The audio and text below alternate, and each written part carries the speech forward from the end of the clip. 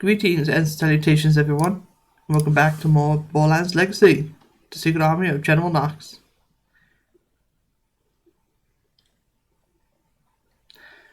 Previously, we went through, we started the DLC, met Moxie and found our objective, where we had to save a woman named Athena.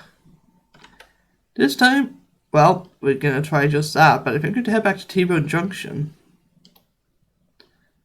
We're gonna head back to T-Bone Junction. I don't want to save quit because... Okay, you know what? Better save quit. This is a way to fast travel through the DLCs, and I'd rather do that than have to choose the roads. Once again, playing on playthrough 1.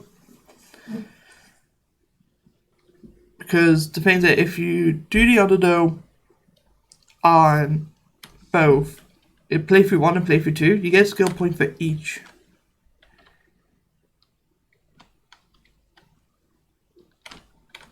So you want to make sure that you do that because it's quite useful.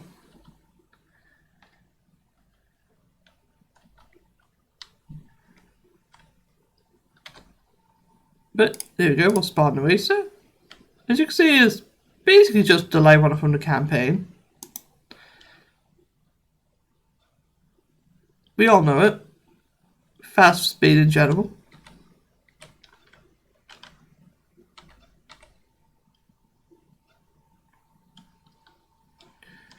Yeah. There you go. Now we head to the which way. As I've explained, this DLC is...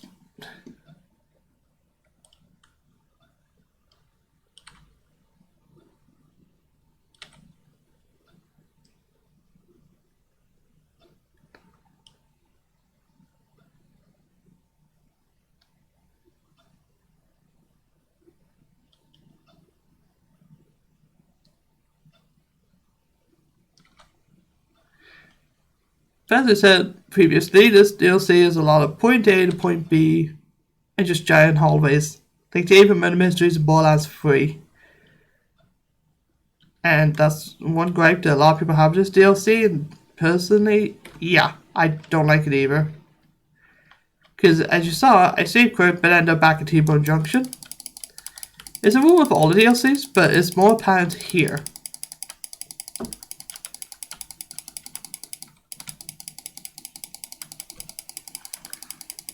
And of course, you're doing a lot of lance, so if you need to, get yourself a good corrosive weapon. It'll do good work.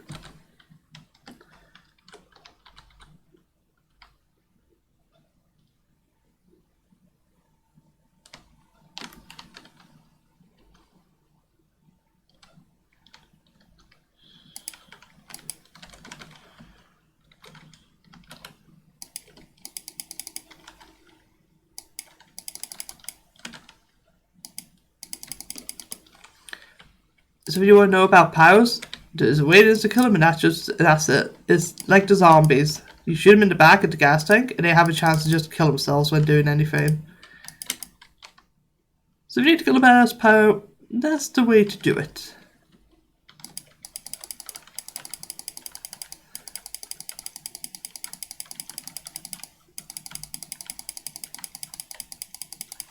I will say right now, the artifact I'm using is explosive.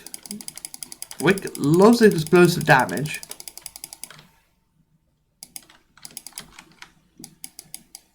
Like, he's an absolute fan of explosive damage just in general. I need to just use this.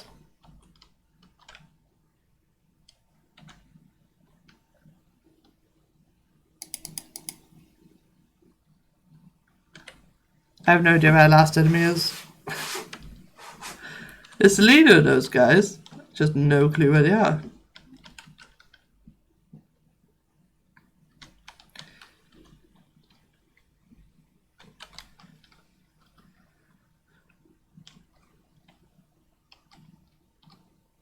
Avoid him because I don't need to find him. Oh, he knows me. What?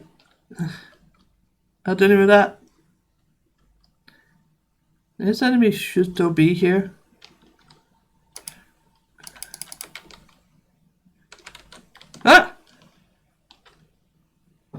Well, that's annoying. They can do fall damage, basically. I technically don't have to fight her, so I might try and run past her. But they do have a lot of knockback, that's the whole point.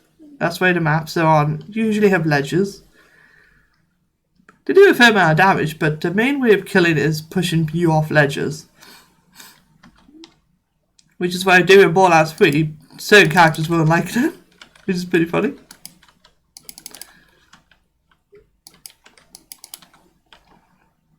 But she's dead. Oh, jeez. There's Minerva. I believe they're all named after different gods.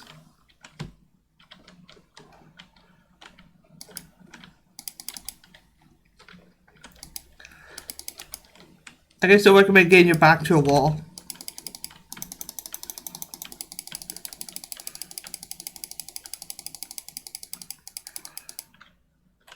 Now, I don't think they have unique drops. I could be wrong about that, but I'm pretty sure they don't drop anything interesting. That opens up the next gate. Just to keep an eye out, because there's a special chest in this DLC, and this is it. It gets spawned pretty much anything, legendaries, the new rarity, pearlescent, stuff like that, so it's worthwhile to check these. So there is a way to farm weapons in this game, and I do intend to show it off. You guys probably know what I'm talking about. It's basically at the end, when you kill the final boss, there is a big loot room. Giant loot room. And you're able to do some cheeky grenade jumps to sneak in to that room, because you'll get a timer at the end of it. But if you can do the grenade jump and all that, you'll be fine. You basically just get to look for free loot. And that's the way people typically farm at the end of this game, because pearlescents are something to hunt for at the end. It's something people like to chase. There is another farm for pearlescents, but that's part of the mission that I am not going to show.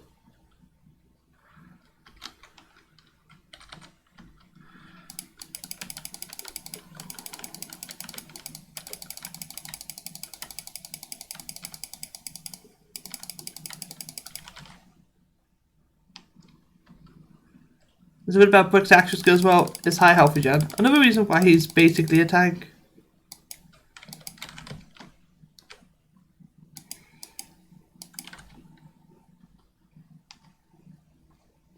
And he's honestly what I think a tank should be. Focused on health regen, drawing aggro. As you can see, it's not working out that well for me.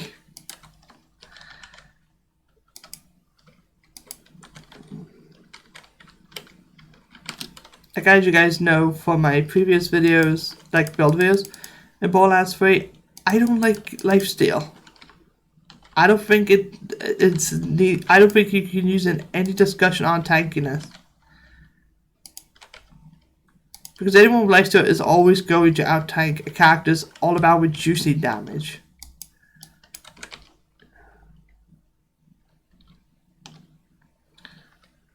Oh, come on.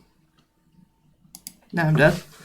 This area is full of enemies, and unfortunately, Brick is not a character that I play that often. So the two combined together means I'm going to get my ass handed to me a lot. But you also want to deal with any flying enemies, because they can just be annoying.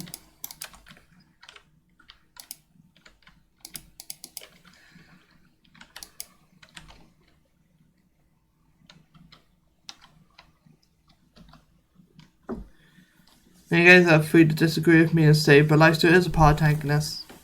In Borderlands 3, lifesteal is pretty broken.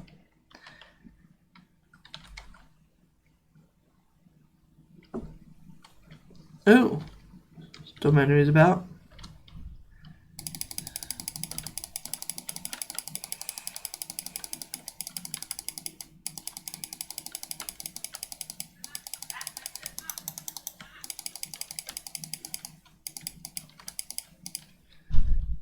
There goes an answer. We'll be using all sorts of weaponry.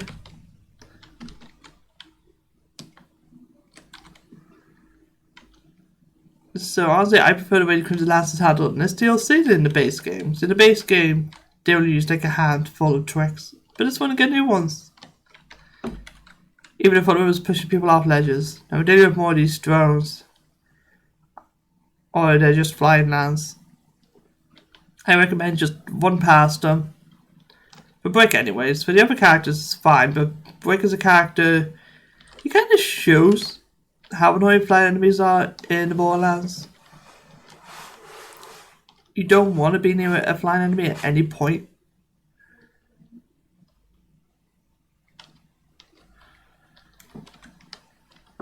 Same with Borderlands 2, pre-sequel not as much. I'm gonna end up dead here. Of course, it's the second I killed him.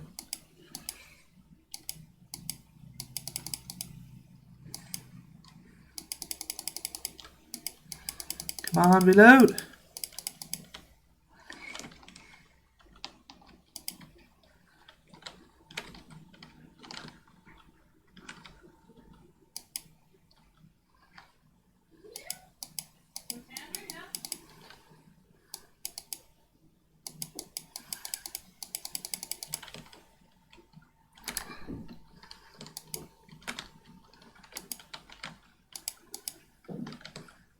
Shock troops are always going to be regaining their shields. You need to just fill them with damage.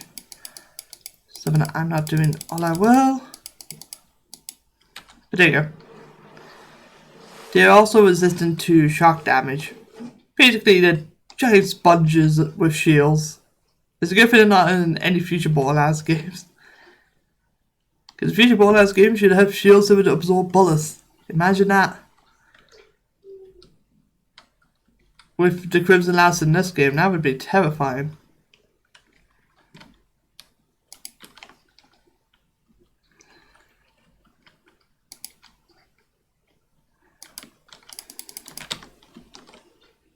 I'm gonna end up dead here. Oh yeah, we got this to deal with, a Devastator.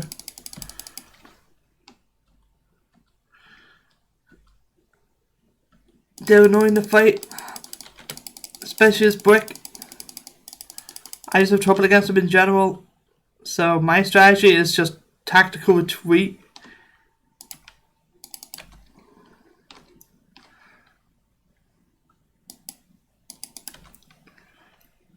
But it ain't gonna work. Oh, it might. If you can get to the catch wide, then you'll be fine. But we have another one to deal with. The weakness is the soldier that's exposed.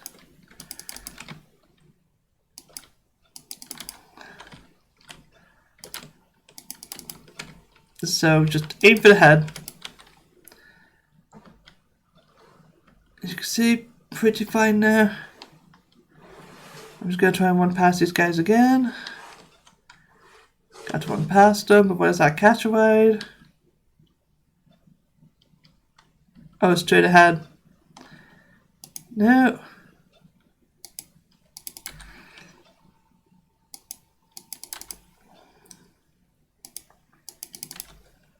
Now I'm dead. I'm just gonna have to hope they respawn somewhere convenient. Which probably not. Nope, all the way back here. Oh, that ain't good. But at least there's some walk launch ammo. This DLC is typically difficult for me to go through. Once you clear it, it's not that bad. But I'd say it probably has the toughest campaign in Borderlands 1. Because you guys saw Zombie Island was done in like 40 minutes. Also, you can just rush through it and get it done. The only part that takes a while is, what's it? Gaining 100 zombie brains and that's it. Right.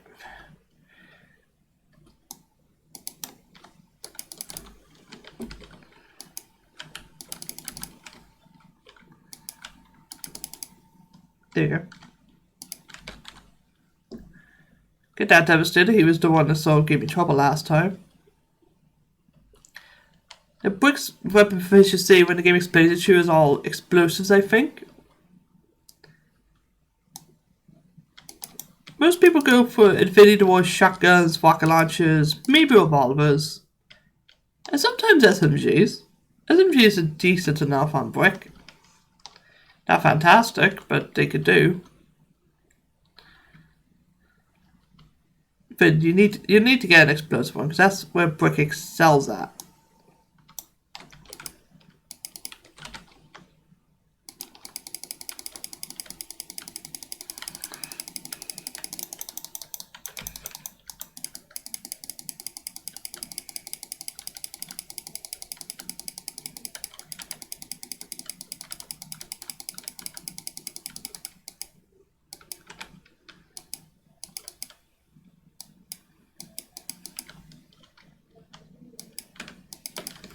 Yeah, need to get out the rocket launcher.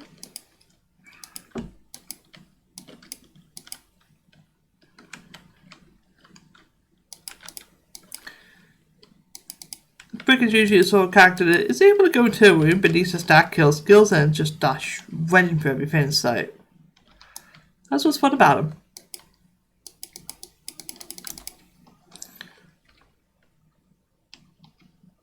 Yeah, there's supposed to be a vehicle station right here. I guess it doesn't spawn until you clear out this area. So just keep going. That was meant to be over here, but the symbol is huge. Yeah, it's over here. Symbol's just huge. Died right outside of that, which is a bit annoying.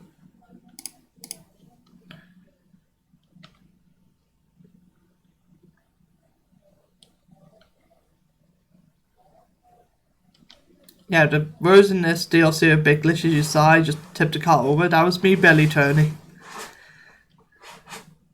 It's weird, but also funny. Just shows the car logic in this game, and he threw his turbo on top of the thing. Get your turret away from my car. Ah, chameleon troopers. I believe they're just corrosive resistance. They may camouflage, but I don't remember seeing them camouflage at all. If I had to recommend today's stats for anyone, like the one I say is terrible on all the characters, well, Brick is all about melee damage of it, so it's not too bad on him. But his base action skill actually does a better job at dazing than Daze skill ever will. So I don't even recommend it on Brick.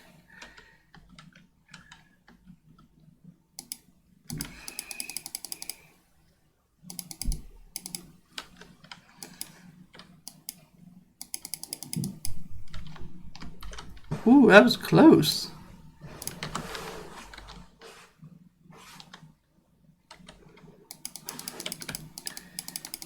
Honestly, I thought I was dead, but gaining insta-kill actually saved my life.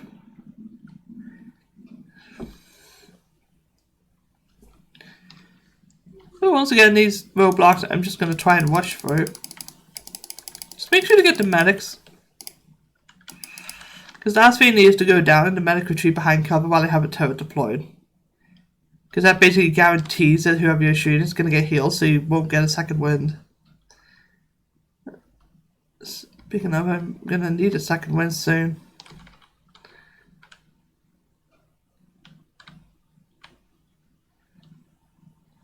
Oh! It snuck up from the spawn. Now I'm dead. Oh! I'm underestimating myself a little bit.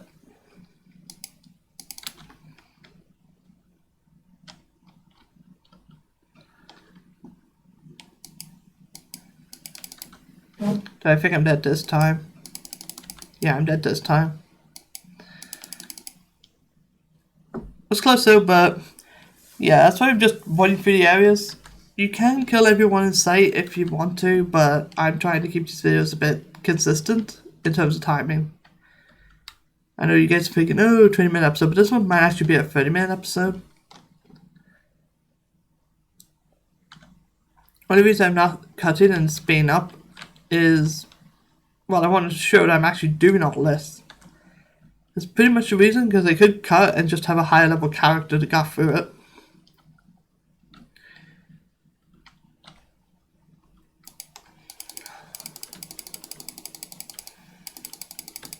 I believe there's these particular enemies, like the chameleons and such. I believe they always have a Nova Shield. We've seen that before. Enemies have been glowing after a shield's been depleted. That's them with a Nova Shield. It's pretty annoying. Because you could be right next to enemy and suddenly take a lot of damage.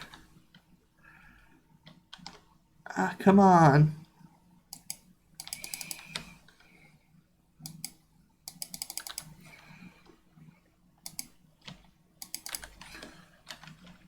Just take care of any flying enemies that are in your path. Don't do what I'm doing. Flying enemies will always try to run from you, so it's best to try and get rid of them first.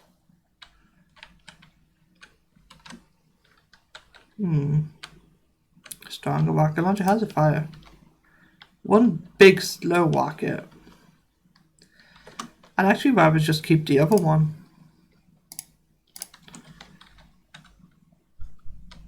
I just prefer the multi-rockets.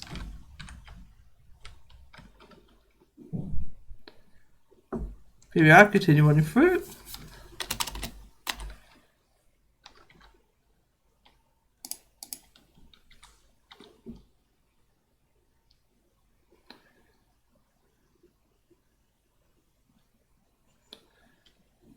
But yeah, the roads in this DLC are glitchy, as you guys can see.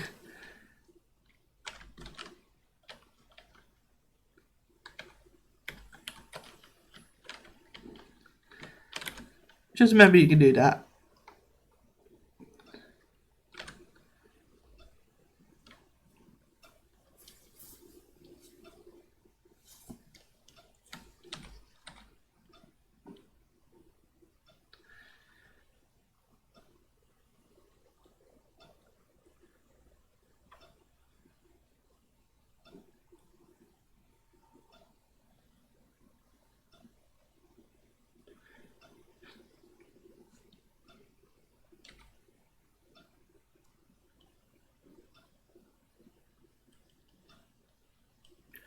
Because this area is quite cool.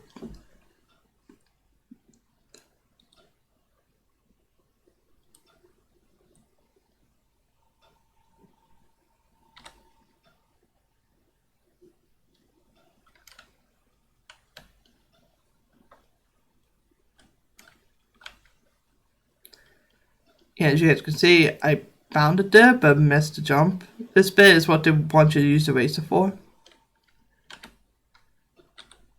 They want you to just use the ramp and get in the hole, but that's a bit strange in how it works. I guess we could use Moxie's was. What? Oh yeah. Big landmines. Need to remember that. I could have sworn they weren't meant to explode if you went near them. They had to be shot or something, but I guess I'm wrong about that. Well, time to head back. But the racer, I believe there's another car you can get through it as, but the racer should be the most convenient way in.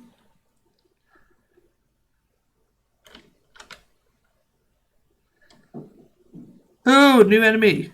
Drifters, they're basically jelly long legs. They do have crisscross, but typically I just shoot them until they die. We'll be seeing them later in the series anyways. I say series because this is the only time they show up in Borderlands 1.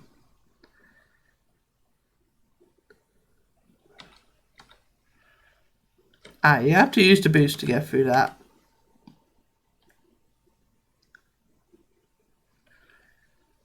It's just a bit finicky in how it's working. There we go. It's basically timing. That's all it is. Just be careful on this bit, because you can fly off the road. That's why I stopped my boost when I did.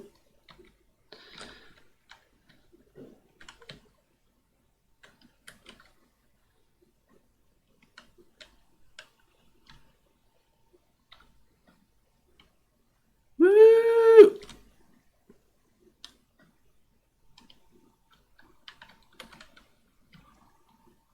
Yeah, we got it. Just need to hit the echo transmitter.